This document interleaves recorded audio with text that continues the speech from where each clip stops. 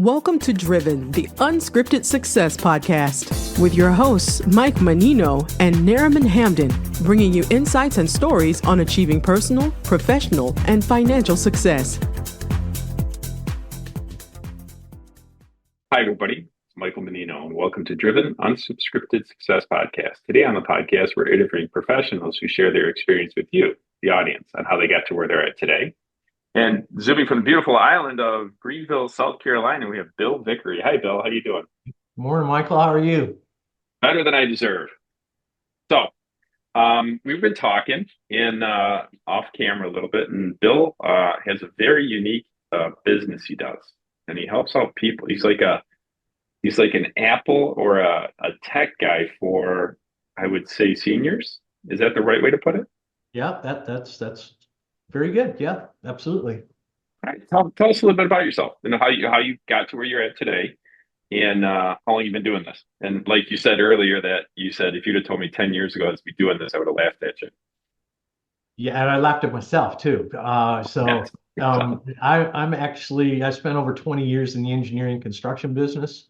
Lived in 8 states and numerous cities all over the country, and I've had the pleasure of working on some very large and notable projects in around the country, mainly industrial projects. And I just got tired of being downsized, upsized, mergers and acquisitioned. And so about 9 or 10 years ago, I was talking to a good friend of mine, and he was in his early 70s at the time. I was very frustrated about getting technical support for his Apple products, being a senior.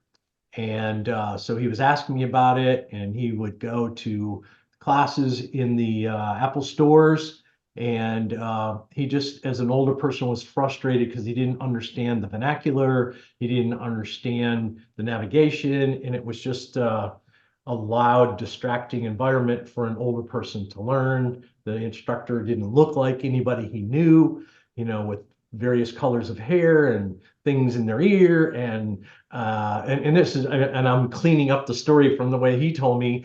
I would almost like to hear what he said. It was quite graphic, let's just say that way. But you could hear the frustration in his voice. So this went on for several months, and I started to do some research and discovered there really wasn't anywhere else for a senior adult to go beside the Apple store to get help with their Apple products. And it's more beyond just Apple products. Many adults seem to think, or many people think, they can just walk into the cell phone store and go, hey, can you help me with whatever? And well, how come that person at the phone store wouldn't help me? Well, as I explained to my clients, that's not their job. Their job is to sell as many cell phones or whatever in a day. And that's not to say there isn't a nice person in the store or a store that will help, but typically their job is to sell equipment and services, not be, helping you with your email. And so with that being said, I saw an opportunity and really started with creating an iPhone class from day one. And I have a whole curriculum on an iPhone and an iPad. I'm not connected to Apple, even though I like Apple. I would love to be connected to Apple. Maybe they'll see this someday. But I say all of that is it walks them through from day one, what do the buttons do on the phone, and then progressively teaches them how to use their phone. And my motto is I want them to use their technology, and I'm defining technology as a phone, a tablet, a computer, or a television more confidently, effectively, and safely. Because if they don't know how to do it confidently and effectively, they're going to be scammed. It's not if, it's when. And so I teach them how to navigate this and gain their confidence level. And then it's really led to other educational classes. My clients have come to me in a class and say, hey, I keep getting these scam calls. What do I do about them? And so I have more than 20 different educational programs that I offer to communities, churches, organizations. Tomorrow I'm going to visit a senior center in the north part of the state and talk to them. And so those are programs that I would say that you don't know what you don't know. And so whether it be with your technology, but how do you manage your usernames and passwords effectively? It's not if, it's when you're going to die.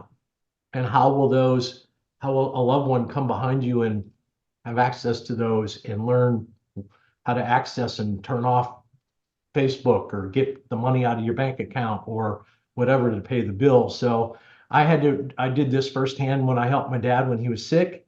And then as I'm now working with clients for almost 9 years now, I hear horrible stories all the time of we weren't ready. And so there's like I said, more than 20 different topics. It could be, right now, telemed and MyChart are extremely popular. They don't understand that the manila folder with your medical records is not at the doctor's office anymore.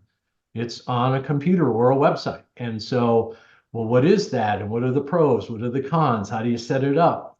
I can do a telemed appointment in my pajamas at my kitchen table. And this came to light more during COVID. But these are trends that are not going away, but actually gaining in popularity. So I could talk to you for days. So Gotcha. Well, is there a lot of competition with you? I know there's an Apple store and other Apple educators, but you're generally going for the elderly clientele, correct? correct. What do you do that's And many times they're families, because like I said, that they go to that younger person and say, "Can you help me?" Well, I have a gentleman here in town that his daughter lives in Texas, and she calls me about every quarter and says, "Hey, can you go see my dad?" And she pays me for dad. So Oh, that's a good idea. That's a really good idea. That's part of the model, is reaching the children of the seniors, whether they live locally or not. So I jokingly say, "Hey, a gift card for me would be great for the kids," so that you can, the old saying, "Hey, I know a guy. I'm the guy that can help that."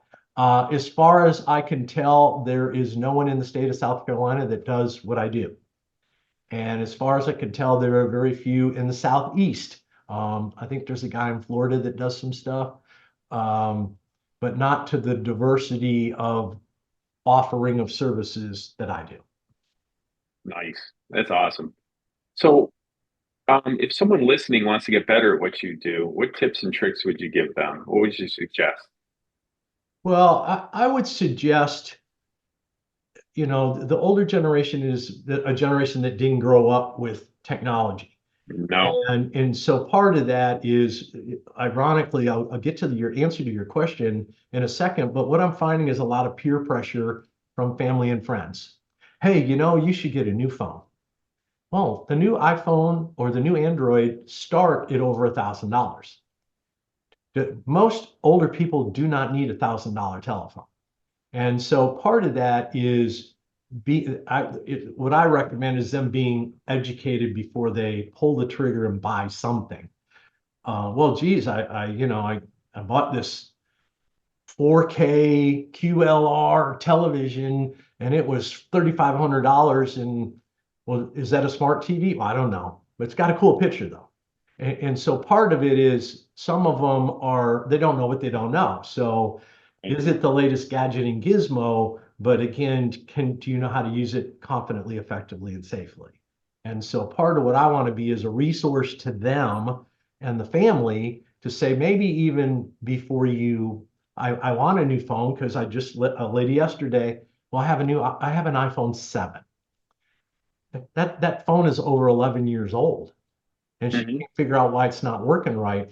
I offer a service locally that I will go to the cell phone store with them and help them purchase the phone.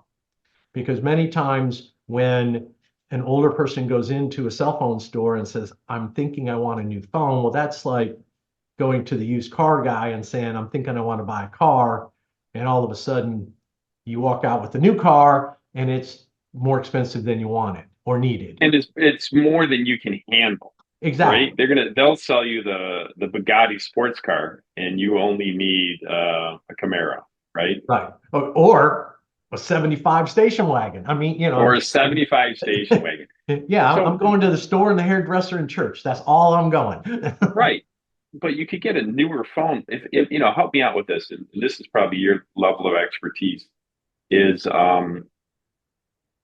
I've noticed you can buy brand new Apple phones that are a year or 2 years old, right? And they're Yep. a considerable amount different, even than when they were before they were initially out.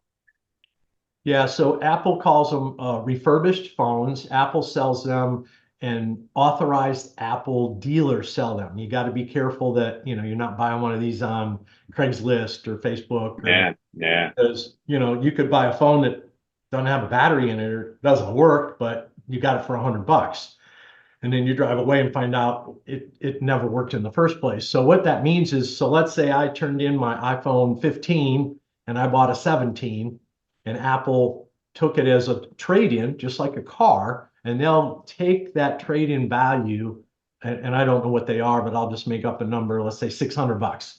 That $600 would then go toward the purchase of a new iPhone 17, which those started around 11 or $1,200 of brand new iPhone 17s. So you don't get a check for 600. It's money, like just like on a car, it's going toward that new phone purchase. The refurbished phone, so they take the iPhone 15, they factory reset it, they clean it up, and they sell it back in the refurb market for about two-thirds less, or about a third less the new phone cost. So yes, significantly less expensive, a 1 year warranty, which a brand new phone has Really? yeah, 1 year warranty on a new phone. So it's the same warranty as a brand new phone. There you So go. I That's recommend I recommend that all the time to people, because why buy a $1,200 brand new phone when you might be able to get or even, there's a new iPhone 16e, it's $600. It's brand new out of the box, and it will do everything the average person would need. right. So you match you. This is awesome. So you match the phone with the individual instead of Correct. going to the store where they don't match the phone to the individual. They want to sell the brand new 2000. What are we on now? 17? Yes. Run to Yes. 17. So I think that's what the most people are concerned about. Yeah, no, absolutely. So but again, if you don't know what you don't know, Right. uh, there's some resellers like here in Greenville. There's a place in town that we've partnered together. So they refer people to me because they sell refurb Apple equipment. Well, when I hear of somebody that needs that, I send it to them. And then when they have somebody in the store, they're going, well, yeah, but how do I? No, they call me because I'm the how do I do it guy. They're the ones Gotcha. that are selling the equipment side. So. Nice. So what is one of the biggest challenges you had to overcome in your career and in your new business?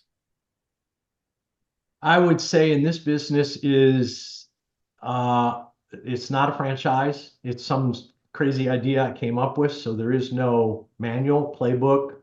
I can't go to anybody else that's done it before. So it's been figuring it out along the way, which actually has been quite fun.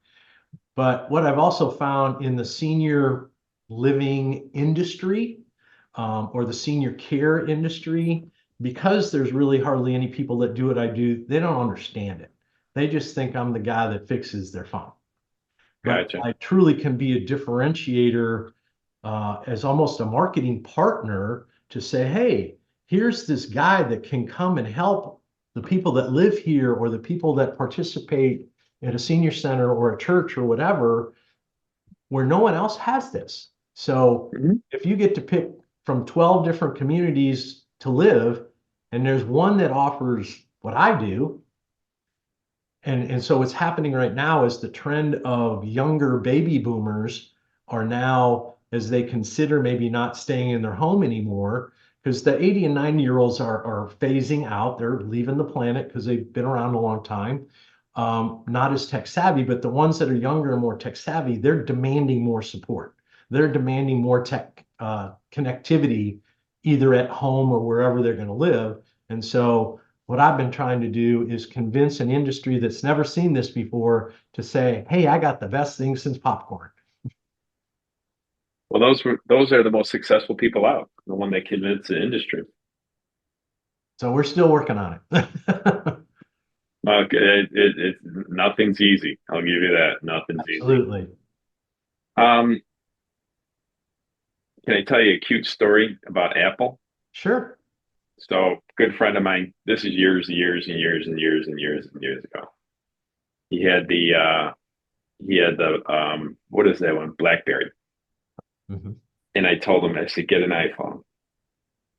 And we were going on a long road trip and he just got the iPhone and he's like, oh, this thing doesn't work. And it was just, I happened to be with him for a period of time and we end up, just figuring it out. And I said, hey, listen, you can call this or this. You would have been perfect because you would have been perfect to show him. But this is before you were actually even doing this. And Yeah. then he had made a mistake and turned on three finger controls. Oh, Yeah, that look on your face, right? So yes. you know how to turn that Oh, on. yeah. So that's a Yeah. handicap feature for most people that don't understand, right? Right. Yep. Yep. So we had to go digging to find out how to fix that. Once we fixed that, he loves the phone now. Every time we talk, he's like, dude, so thank you for turning me on to Apple. Yeah. One of the reasons I like the Apple product because it's consistent across an old phone to the brand new one, meaning consistent in operation and navigation. So I got my first iPhone. I was working for a large company and we all had Blackberries. And then Right, right, right, right. one About the day same time. the boss is walking down the hallway with a box under his arm and he says, give me your Blackberries. And he handed us a Apple box. And we're like, what are these? He goes, this is your new phone. And we're like, well, what do we do with it? He said, don't ask me. I don't know what the heck these are all about. I don't know how to work them. It was an iPhone 4. Nice. And so we all stood there looking at each other. Now, mind you, no instruction, no class, no young person that's ever had one before. And so it's literally been just opening it up and trying to figure it out. But I liked it from as I moved forward now because so it doesn't matter if you have an iPhone 6 or an iPhone 17, they navigate the same. The menus are the same. Now, mind you, the button might have gone away on an older phone. And then they freak out when I said, well, when you operate an iPad, it's 85% the same as your phone. And they're like, no way, really? But with Android, what happens is there's numerous manufacturers of a phone, and then 7 or 8 different softwares that can go on 8 or 10 different phones. So the variables are all over the map. So to pick up or me to teach a class of Android, probably 3/4 of the room, all their phones are going to be different. Or if I Right. teach a class in Apple, like I'm teaching one or an iPhone class this afternoon, I have 22 people in a room and they have everything from an iPhone SE to a 16 and they all navigate the same. Gotcha. Yeah, that's the operating system is pretty similar. I've got all three. I've got an iPad, a phone, and a computer. And I just noticed they have a different operating system for the computer now. It's called Tahoe or something like that. Have you heard of that? Yeah, so the computers are a different, they don't have the iOS a Right, number. So they've always called them a name of a place right. and Sonoma, Tahoe. right, right. And so you have to, with all of those or any computer, doesn't matter what kind, to keep the software's updated and the apps updated. Because a lot of times people get frustrated with, well, I don't want to update it because it's going to screw up my computer. It's going to mess up my phone. And so what I say is when you're updating these, you're updating functionality, features, and security. And I don't know if you've updated to iOS 26 yet, but it's going to change the look and operation of quite a bit on your phone. And but again, the population I'm dealing with is change is difficult with anything. If they're the people that have meatloaf on Wednesday and all of a sudden you serve them spaghetti instead, some of them freak out. It's just because it's not part of their routine. So now what's happened is you update the software on the phone. Well, it screwed up everything. Where is it? And I said, it's the same thing. It just the screen might look more enhanced or different. So it keeps me on my toes. So what is the craziest question you've heard in a class? Hmm.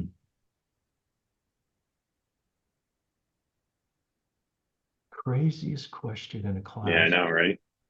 Um, we did have a man that we were helping him with his computer, not in a class, but it was a one-on-one thing. So whatever we fixed, we fixed.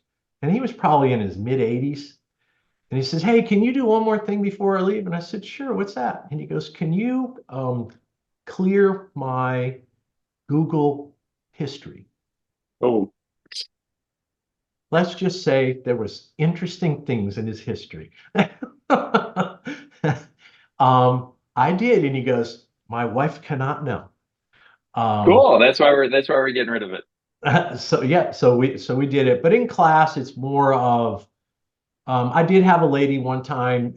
I wasn't 20 minutes into the class, and I love doing it in person because I get to see the crowd, but I have done it through Zoom in the past.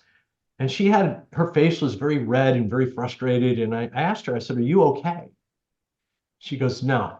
I said, "Well, what's going on?" And she goes, "I don't want to be here."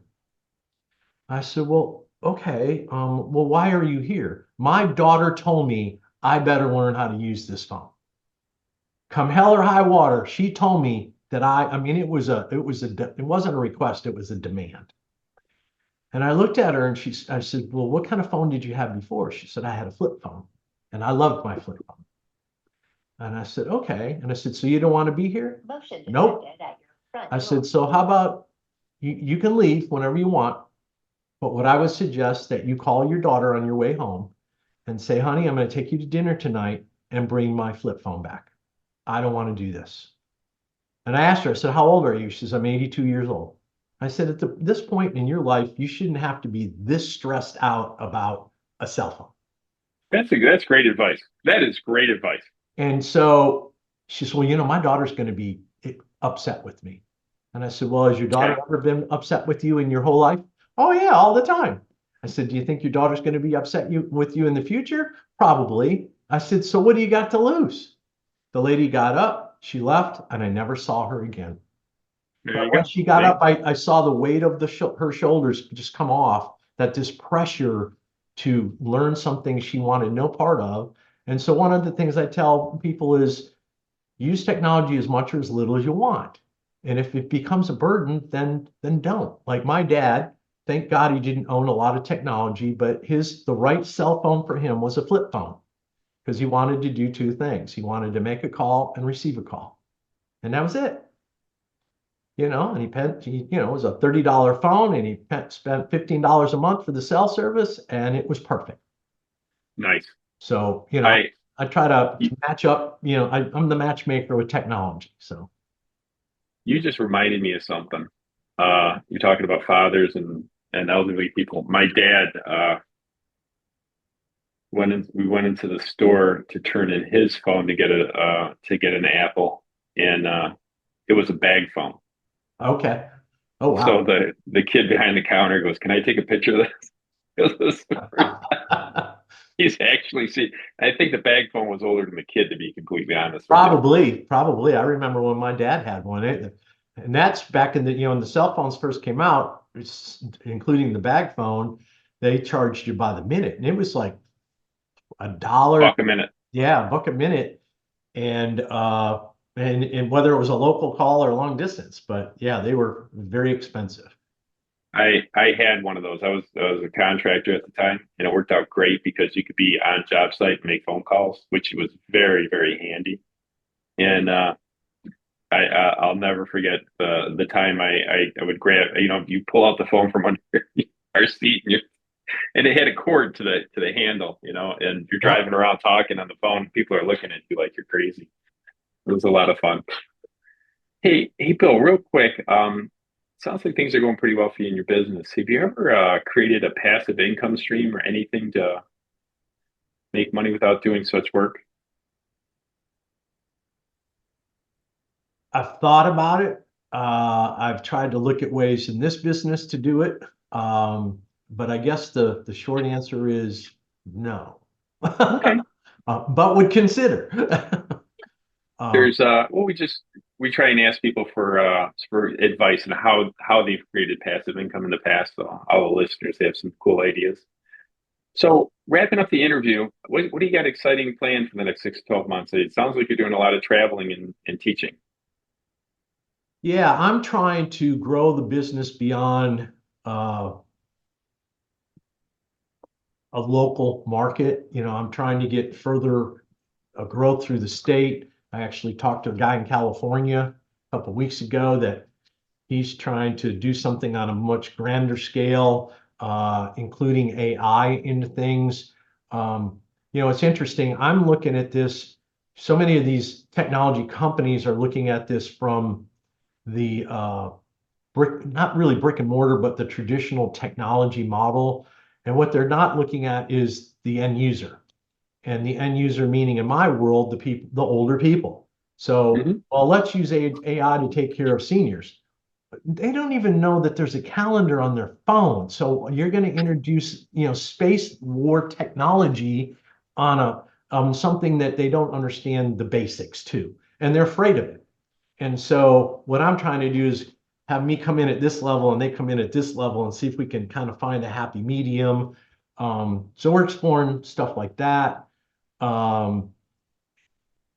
It's really, I still think the senior living industry, when you look at where's your target market, well, go where your target market is. Well, if I can go into a community that there's 800 people that are all over 65 and 85% of them have technology, why wouldn't I want to go there? This Right. is like fishing in the barrel. But I got to get past the front door. They have to understand, and it goes back to what I said earlier. So there are truly ways to differentiate businesses and communities that serve seniors. It's just not communities. It could be elder law attorneys, financial advisors, funeral homes. When I network with people, I say, look, we're all looking for the same person. Why wouldn't we partner or team together? Because this becomes a win-win. And the way I look at my business now is there's a thing I call the four-way win. And so what I look at is, well, the first win is the senior. And the second win is wherever I can teach or provide this service, because then they're going to benefit from it. The third is, well, I could partner with another business person that is looking at that same demographic and looking for it. So then they win. And then the fourth win is me. I get to provide my service, but then I say, oh, by the way, I can also help you here. Because yesterday, like I was sitting with a woman, helping her with an Android phone, helping her manage her passwords, and it led to a discussion of, do you have a will? Well, I think so. I'm not sure. And so I have partnered with an elder law attorney that I say, hey, call my friend and they'll help you out. And we do a referral business. So I'm experimenting with some things, but we're all familiar with the two-way win, but I figured out a four-way win. I like that too. I like the four-way win. That's a good one. Bill, what's the name of your company? Just Call Bill. That's a great name. Thank you. That is just a great name. Well, listen, if anybody would like to get in contact with you, how would they do that? Well, they can just call Bill, and there you go. It's area code 864-621-0224. I do answer the phone if I'm not with a client. I also have a website, is justcallbill.net. And then I'm on Facebook, I'm on LinkedIn. I think that's how you and I found each other. I'm easy to find. We want to be that resource for your family and friends that can help with their technology and education. Awesome. Thank you very much for being on the podcast. Anybody who'd like to contact Bill, please do. He's got a wealth of knowledge with Apple. I'm already sold on Apple, so I'm on your page. I agree with you wholeheartedly. And for everybody else, please like and subscribe and hit the notification button for the next upcoming episodes. Appreciate you being on the podcast, Bill. Thanks. Thanks, Michael. Thanks for listening to Driven, the Unscripted Success podcast. Want to share your story? Apply to be a guest at drivensuccesspodcast.com/guest.